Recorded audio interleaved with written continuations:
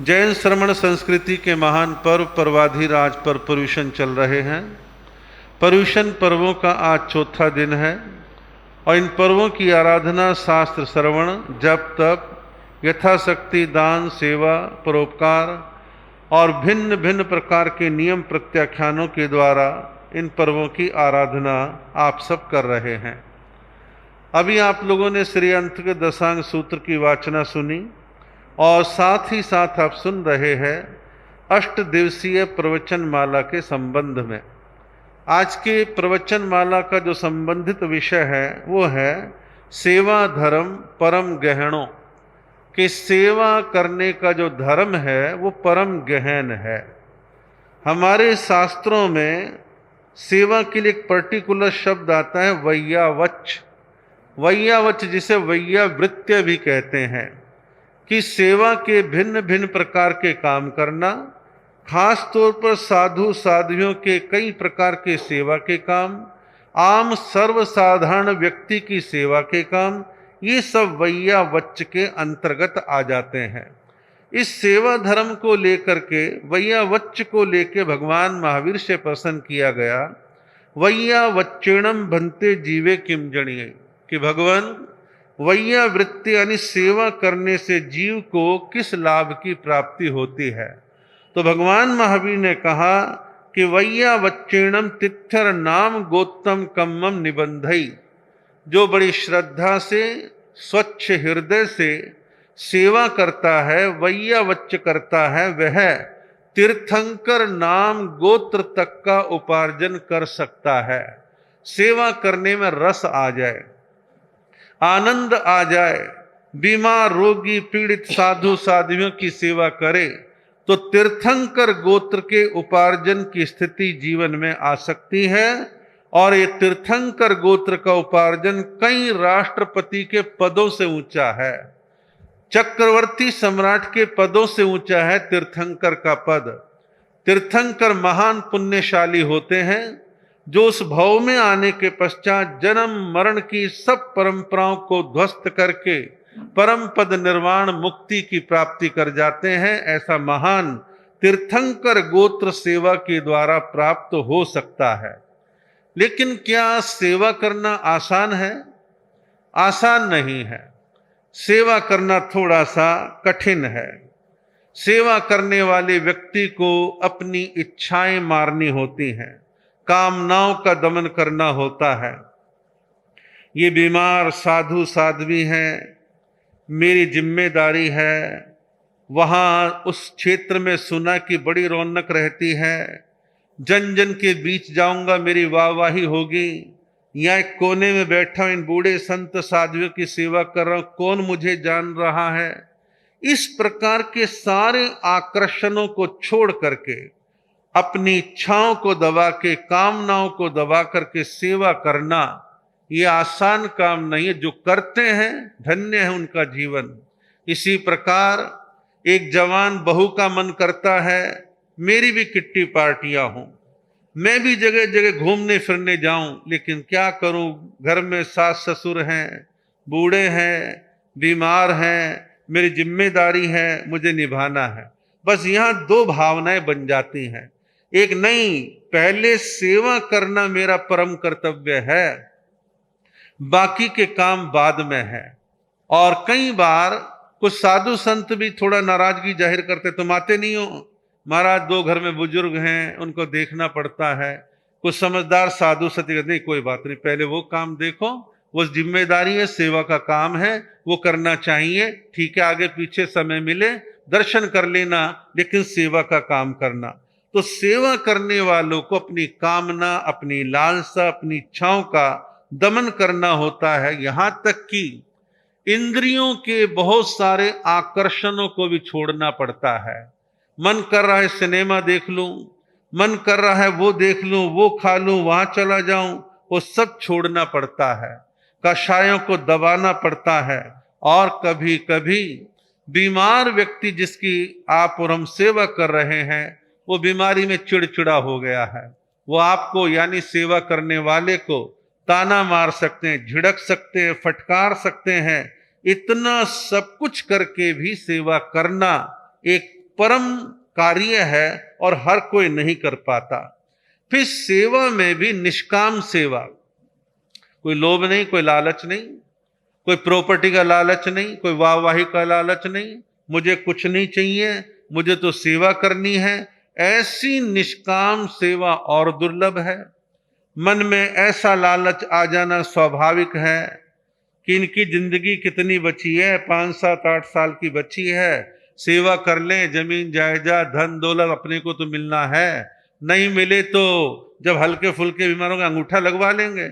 ऐसे लालच करने वाले तो बहुत मिलेंगे, लेकिन निष्काम भावना से सेवा करना आसान काम नहीं है।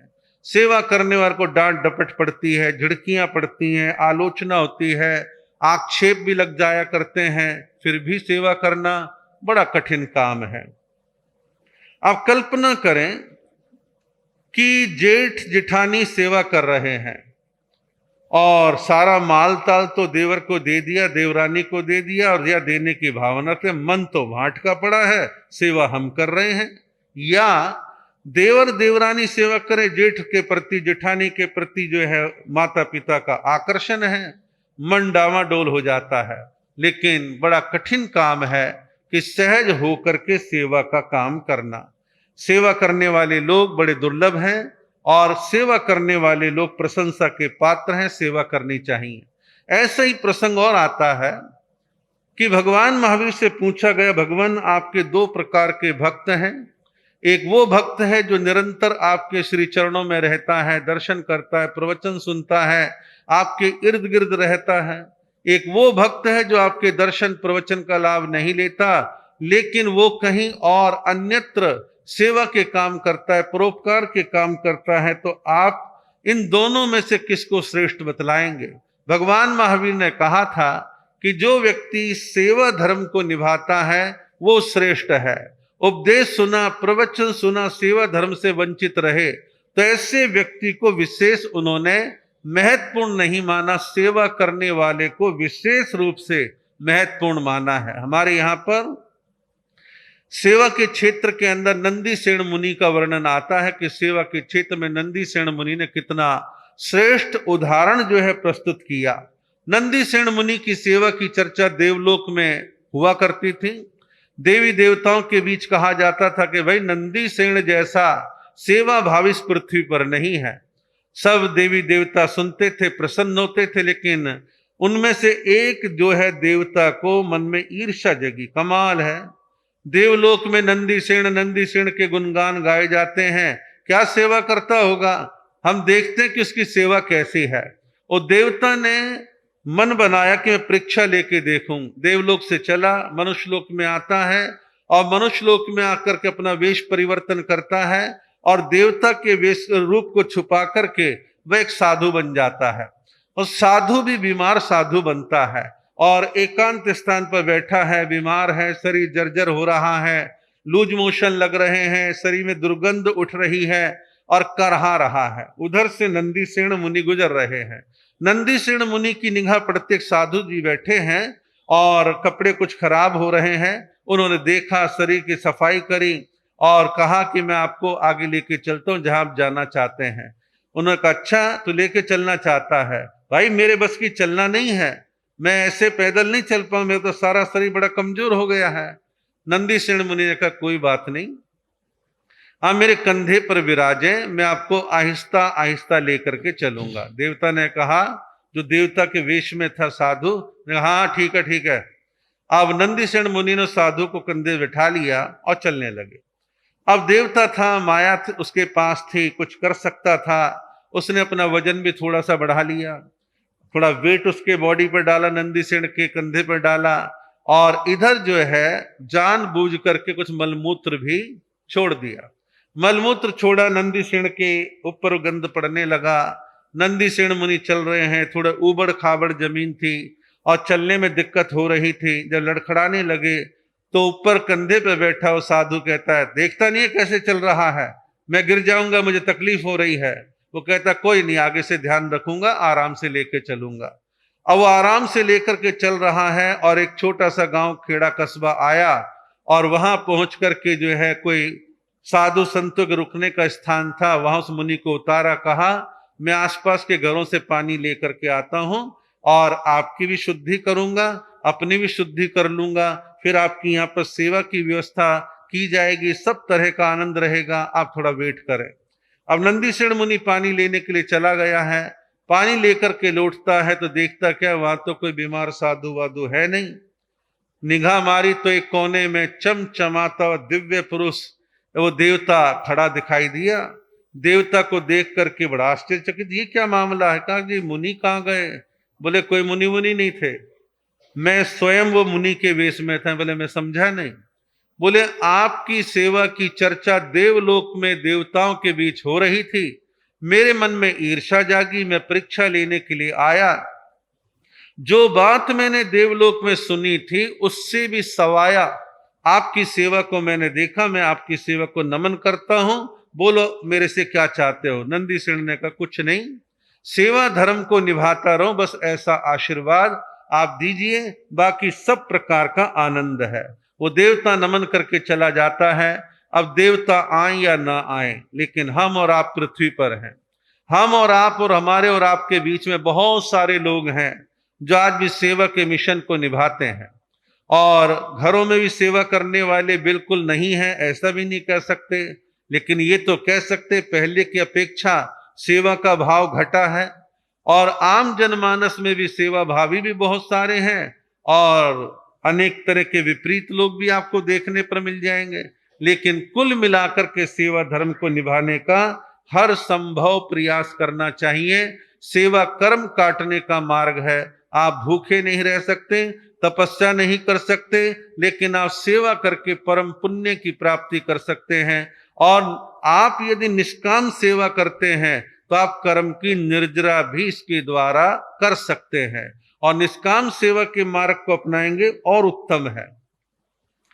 एक वैदिक ऋषि मुनियों का एक आश्रम था, और वह बहुत सारे ऋषि मुनि सन्यासी उस आश्रम में रहा करते थे।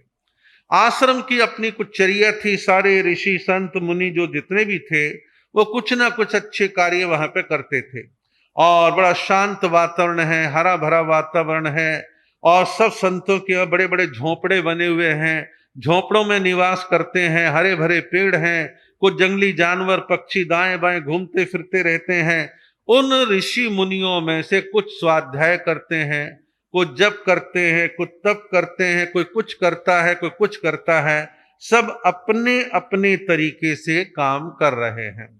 लेकिन एक ऋषि उनमें से ऐसा था जिससे ना जप होता था, ना तप होता था, ना स्वाध्याय होता था, बस आश्रम की और ऋषियों की सेवा करना, जंगल जाना, लकड़ी काटना, लकड़ी का भारा लेकर के आना, चूल्हे की सफाई करना, चूल्हा सिलगाना, खाना बनाना, झाड़ू बुहारी करना, ये काम करता था। और वो रात दिन जो है सेवा में लगा रहता था। बाकी के ऋषि कहते निखट्टू है, स्वाध्याय नहीं करता, माला जाप नहीं करता, ऐसा नहीं करता, वैसा नहीं करता, कई तरह के उलाहने उसको सुनने को मिलते थे, लेकिन अपने आप में मस्त रह करके अपने काम करता रहता था।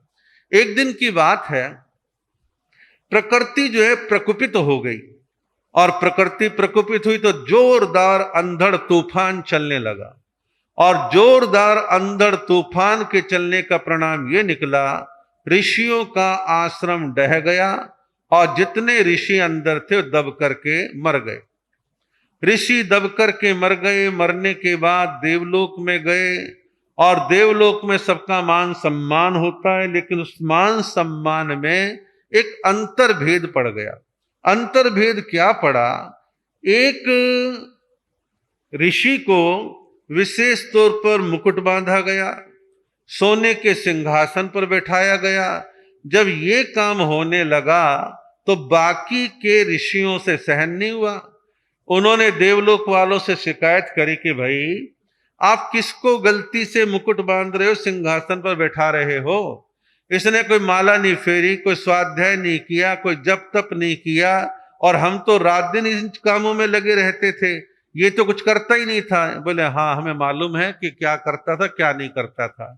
इसने आप सबकी सेवा करी, आश्रम की सेवा करी, और सेवा करने के परिणाम से इसको आप सबसे ज्यादा एक्स्ट्रा सम्मान, एक्स्ट्रा आदर इसको मिलेगा, ये इसका हकदार है। आप विचार करें कि सेवा करने वाले व्यक्ति का पुण्य कितना प्रबल बन जाता है। सेवा कभी खाली नहीं जाती। आदमी को सेवा करते समय अपने मन को अच्छा बना करके काम करने का भाव निरंतर रखना चाहिए। कोई लगभग 40-45 साल पहले बंबई में एक प्रयोग किया गया कि एक सरकारी हॉस्पिटल में 2 प्रकार के लोग भेजे गए। पहली टीम में कुछ लोग गए और उन मरीजों के पास जनरल वार्ड में गए और वहां जाकर के मरीजों से कहने लगे, देखो आज जो तुम्हारे शरीरों में कष्ट, पीड़ा, तकलीफ, रोग, बीमारी आई हुई है, ये तुम्हारे पुराने पाप कर्मों का परिणाम है और जब तक तुम ये पाप कर्म नहीं भोग लोगे तुम्हारा कुछ होने वाला नहीं है। ऐसे उपदेश दिए, कड़वी कड़वी बातें कही और वो वापसी आ गए। अगले दिन दूसरी टीम भेजी गई। दूसरी टीम जो अगले दिन गई, उन्होंने जाते के साथ ही उनके कपड़े चेंज करवाए, बॉडी की सफाई करी, दूध, चाय, फल फ्रूट का इंतजाम किया, उनके हाथ पांव दबाए, सेवा करी और ऐसे कुछ दिन तक उस सेवा का काम चलता रहा। जब ये टीम अपना काम करके आ गई तो बाद में सर्वे करवाने वाले पहुंचे, मरीजों से कहा, 2 प्रकार की टीम आई, दोनों में से कौन सी टीम आपको ज्यादा अच्छी लगी? बोले पहले वाले आए थे वो तो हमारे कर्मों को दोष दे के, ताने से मार के, पीड़ित करके चले गए। बाद वाले बहुत अच्छे थे, वह हाथ पांव दबाए, दूध चाय पूछी, हमारे शरीर की सेवा करी, अच्छा हमारा ख्याल रखा, वो लोग ज्यादा अच्छे थे। तो सेवा करने वाले लोग सर्वत्र आदर के पात्र बनते हैं और सेवा धर्म को निभाने का हम सबको प्रयत्न करना चाहिए। सेवा का क्षेत्र बड़ा व्यापक है और सेवा के क्षेत्र में कई प्रकार के प्रयोग किए जा सकते हैं, बस मन होना चाहिए सेवा करने का। मैं देखता हूं ऐसे ऐसे लोग हैं, घर घर जाते हैं, कहते हैं आपके घर में बची हुई दवाइयां हैं, हमें दे दो। उनकी एक्सपायरी डेट देखते हैं, कैटेगरी बनाते हैं और आगे जिनको जरूरत है उनकी सेवा में दवाइयां पहुंचाने का काम करते हैं। बहुत सारी एनजीओ संस्थाएं और व्यक्ति ऐसे हैं, औरों के यहाँ के रिटायर्ड पुराने कपड़े लेते हैं, रफू करते हैं, धुलाई करवाते हैं, प्रेस करते हैं, पुराने कपड़े जरूरतमंदों को देने का काम कर दिया करते हैं। और कुछ लोगों की रुचि ऐसी रहती है, अनाथ आश्रमों की सेवा करके उनको सुकून मिलता है। कईयों को वृद्ध आश्रमों में जाकर के बूढ़े लोगों की, सीनियर सिटीजन की सेवा करके आनंद आता है और कईयों को कोड़ी गृह में जाकर के कोड़ियों की सेवा करके आनंद आता है। और सेवा कई प्रकार से होती है। हालांकि सेवा में पैसे की भूमिका है, लेकिन पैसे के अतिरिक्त भी कई प्रकार की सेवाएं हैं। पहले तो मन से सेवा करना, सेवा का मन बना करके रखना, तन से सेवा करना, धन से सेवा करना, बुद्धि से सेवा का प्लान बनाना और इसी के साथ साथ समय का योगदान देना। सेवा करने के लिए समय लगता है तो समय भी निकाल करके हमारे को सेवा करने का भाव रखना चाहिए। और सेवा का फील्ड बहुत बड़ा है, आप जहां मर्जी अपनी ड्यूटी को छांट सकते हैं। पूज्य गुरुदेव श्री प्रेम सुख जी महाराज को पहला हार्ट अटैक आया, सदर बाजार में थे और तीर्थराम हॉस्पिटल में लेके गए तो वहां एक लेडीज डेली लगभग 10 और 11 बजे के बीच में आती थी और हाथ जोड़ के कहती, स्वामी जी ठीक हो, कोई दिक्कत तो नहीं है और कोई परेशानी हो तो मुझे बतलाओ। और गुरुदेव कहते नहीं सब ठीक है, सब बढ़िया है। एक दिन पूछ लिया कि आप हॉस्पिटल की मालकिन हैं? बोला कि नहीं, मैं यहाँ वॉलेंट्री सेवा देती हूँ। बोले क्या मतलब? कहा जी कुछ साल पहले मेरे पति को हार्ट की अचानक तकलीफ हुई, हम हॉस्पिटल लेकर के आए, कोई डॉक्टर नहीं मिला, फर्स्ट एड नहीं मिली, प्रणाम कि वो बच नहीं पाए, उनकी मृत्यु हो गई। मेरे मन में ख्याल आया कि एक अव्यवस्था की वजह से मेरे पति नहीं बचे, लेकिन ये अव्यवस्था किसी और के साथ ना आए। उसके बाद मैंने मिशन बना लिया कि मैं यहाँ वॉलेंट्री सेवा दूं और आकर के सेवा देखूं और हॉस्पिटल वालों ने मुझे परमिशन दी है, आप इस प्रकार की सेवा दे सकते हैं, कोई कमी लगे तो आप हमारे को बताइए, हम इसको ठीक करेंगे। मैंने स्वयं अपनी आंखों से देखा है। आनंद ऋषि जी महाराज के नाम से हॉस्पिटल अहमदनगर, हमारे अपने समाज के 5, 7, 10 श्रावक लोग सुबेरे 9 बजे से लेकर शाम 6 बजे तक आनंद ऋषि हॉस्पिटल में जाते हैं। चारों तरफ वार्ड में इधर उधर लोगों से, मरीजों से मिलते हैं और पूछते हैं कोई तकलीफ हो तो बतलाओ, और है तो उसे ठीक करवाएंगे। तो ऐसे बहुत तरह से सेवा करने वाले लोग सेवा के क्षेत्र में अपना योगदान प्रकट करते हैं। बात आती है सेवा के क्षेत्र में जैनों की क्या भूमिका है। जैनों की अच्छी, सुंदर, प्रशंसनीय भूमिका है, लेकिन कुछ सुधारों की भी आवश्यकता है। हमारे जैन समाज में पैसे का प्रदर्शन भरपूर रीति के साथ कई कई ऐसे स्थानों पर होता है जिनमें सुधार लाने की आवश्यकता है, और पैसे के प्रदर्शन के दुष्परिणाम हमारे समाज को भोगने भी पड़ रहे हैं। बहुत अत्यधिक महंगे पंच कल्याणक, प्रतिष्ठा महोत्सव, जिनके बजट अब करोड़ों में पहुंच रहे हैं, और एक से एक नक्काशीदार जैन तीर्थों का निर्माण। जैनों की जनसंख्या कितनी? 45 लाख, और तीर्थ पे तीर्थ बना रहे हैं। सारी खाने पत्थर की खाली करने का ठेका सा ले लिया है, करोड़ों रुपये उसमें लगता है, और ना जाने किस किस प्रकार के कार्य, तीर्थों का निर्माण, महंगे बजट वाले चातुर्मास, अनेक तरह के काम होते हैं। इन सब में थोड़ी सादगी लाई जाए, थोड़े बजट कम किए जाएं, और उस पैसे रूपी एनर्जी का सही दिशा में उपयोग करने की भावना रखी जाए। अब मान लीजिए समाज का एक हॉस्पिटल बनता है, समाज का स्कूल या कॉलेज बनता है, कहीं ना कहीं इसके जो फायदे हैं समाज को भी मिलते हैं और टोटल मानव समाज को भी मिलते हैं, जिसमें स्थायी काम होता है। एक भवन बनने के बाद 50, 60, 70 साल समाज के काम आता है, उसकी वैल्यू बढ़ती है। लेकिन इधर बिल पेमेंट हुए धड़ाधड़, टेंट हाउस वाले, कैटरिंग वाले, प्रचार वाले सब ले गए, और जब ड्रोन के द्वारा आकाश में लेजर सिस्टम से कुछ चीजें दिखाई जाए, लोग कहते हैं वाह वाह वाह, हमारे समाज ने कितना बढ़िया काम कर दिया। और लाइटिंग ऐसी कि रात को सुई गिर जाए, देख लो। इन चीजों में थोड़ा सा परिवर्तन लाया जाए, थोड़े कट लगाए जाए, चीजों को सुधारने का भाव जो है बनाना चाहिए। एक चीज और मैं कहूंगा, जैनों की सेवा दिखती नहीं, दिखनी चाहिए। आपको किस रूप में? आप कितने बजट लगा लो, कितने सेवा काम कर लो, फिर भी क्रेडिट और समाजों को दिखता है।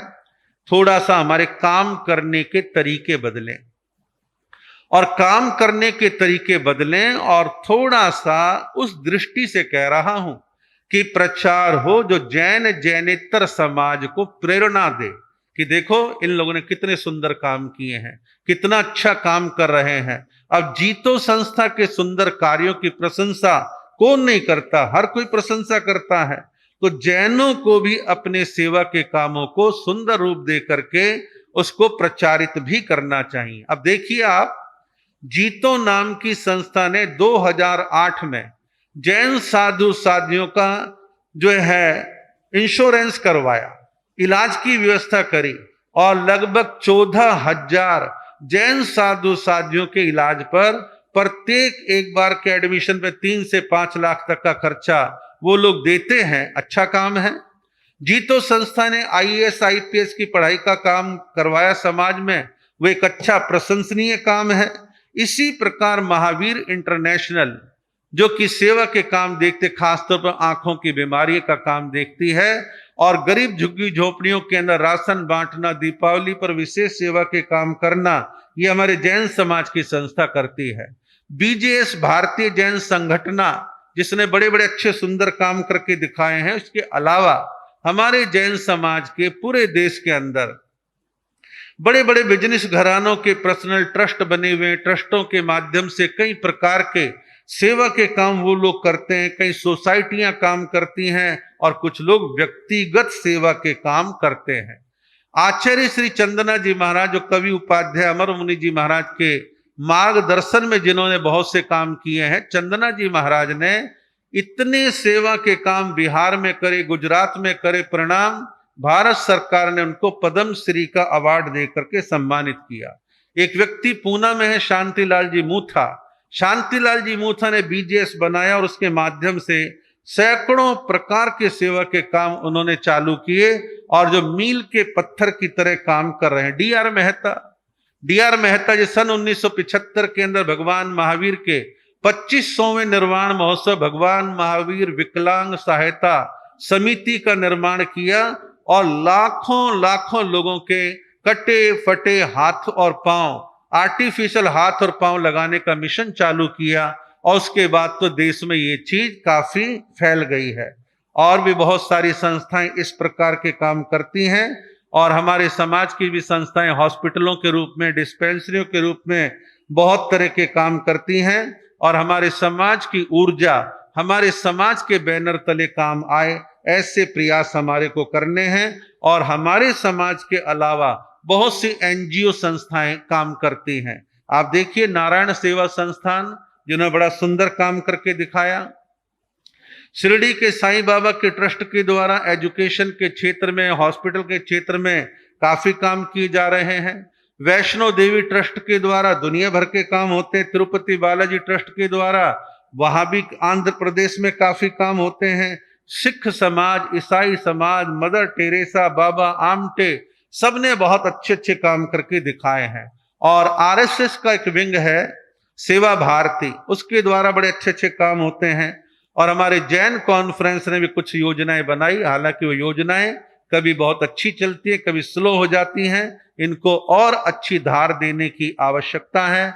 और ऐसे भी साधु साध्वियां हैं जिनकी ना सोसाइटी है, ना कोई रजिस्ट्रेशन है। महाराज के पास एक पीड़ित व्यक्ति आता है, कहता महाराज कहीं मेरा नाम ना आए, लड़की की शादी करनी है, इलाज कराना है, बच्चे की पढ़ाई में कुछ आवश्यकता है। साधु संत भी विचार कर ले, चल बेचारा परेशान है, इस हम इतने सालों से जानते हैं, वाकई में परेशान है, इसकी सहायता होनी चाहिए। और महाराज लोग क्या करते हैं, बीच में पुल का काम करते, सेतु का, इससे कहा, इसको दिलाया और उसका बेचारे का काम हो जाता है। हालांकि ये नौबत ना आए कि साधु संतों को माध्यम बनाया जाए, फिर भी कोई निर्मल भावना से ले रहा है, दे रहा है और महाराज भी न्यूट्रल भाव से दिलवा रहे हैं तो किसी हद तक ठीक है। मैंने भी बहुत सारे ऐसे बच्चों की पढ़ाई में और कईयों के इलाज में कुछ सहायताएं दिलाई, जिसके आज एक अच्छे परिणाम दिखाई दे रहे हैं और बीच बीच में चलता रहता है। तो कुल मिलाकर के कि सेवा धर्म बड़ा महान है। आपको, हमारे को, सभी को मिलजुल करके छोटे बड़े सेवा के बहुत तरह के काम जो है निरंतर करने चाहिए, उनको आगे बढ़ाने का प्रयास करना चाहिए और ऐसे कार्यों के लिए हमारे को एक पॉजिटिव सोच बना करके चलनी चाहिए।